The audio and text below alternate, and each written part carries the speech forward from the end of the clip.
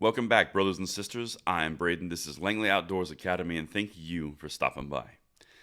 All right, guys, on this episode of Bullet Points on this beautiful Sunday morning, we have got to talk about something that I'm hearing little sprinkles of, little trickles coming out of Washington, D.C. behind closed doors around gun rights, gun control, things of that nature. You guys have all heard the term red flag laws. We talk about it a lot on this channel, but have you ever heard yellow flag laws? I know. My ears perked up when I saw a bunch of senators talking about that too. Everything is going to be linked in the description box below so you are in the know because this looks like this might be something we're going to hear a little bit more about.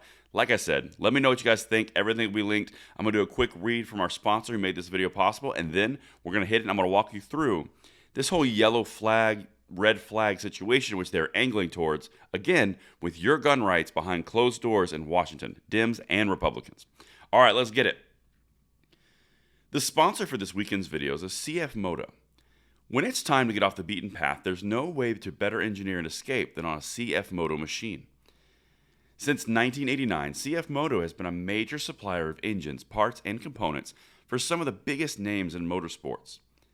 Today, they are a major manufacturer in complete machine motorcycles, ATVs, and side-by-sides, with hundreds of thousands of vehicles sold all over the world. Ready to mix work and play? CF Moto machines provide an exciting adventure for the whole family.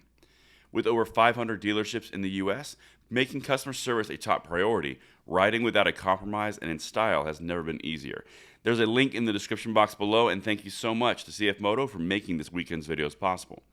But now, let's spend some time together this beautiful Sunday morning talking about yellow flag laws.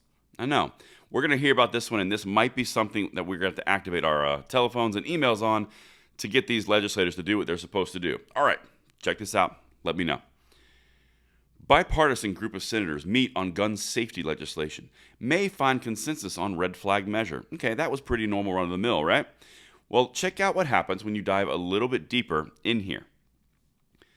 A bipartisan group of senators met during lunch Thursday to talk about a path forward on gun safety legislation, according to two sources, days after the situation which we know is the catalyst. Here's the list of the senators who were actually involved in this talks. Some Republicans, some Democrats. Democratic senators Chris Murphy, Joe Manchin, Kyrsten Sinema, Martin Heinrich, and Richard Blumenthal attended the lunch with Republican senators Susan Collins, Pat Toomey, Lindsey Graham, and Bill Cassidy, who joined by phone. Now, the interesting thing about the people chosen here, you've got two or three extreme gun controllers, but you also have two moderates on the Democrat side. Then Susan Collins, Pat Toomey, Lindsey Graham, those guys are all rhinos. And Bill Cassidy, kind of wishy-washy, a little rhino-y. But check this out. That was their only second gathering, one of the sources said, and while it's very early in their discussions, a few of the senators suggested that there might be some most consensus around red flag laws and yellow flag laws. Now, if you're new to this, red flag law is kind of a primer. Essentially, the problem with red flag laws is anybody can say, hey, he's a problem, she's a problem, they're a problem. Let's get a court order to take your guns. Now, in New York, California, that list of people that can do that keeps expanding, right? So originally it was family members. If they see someone in trouble, they can petition the court for it.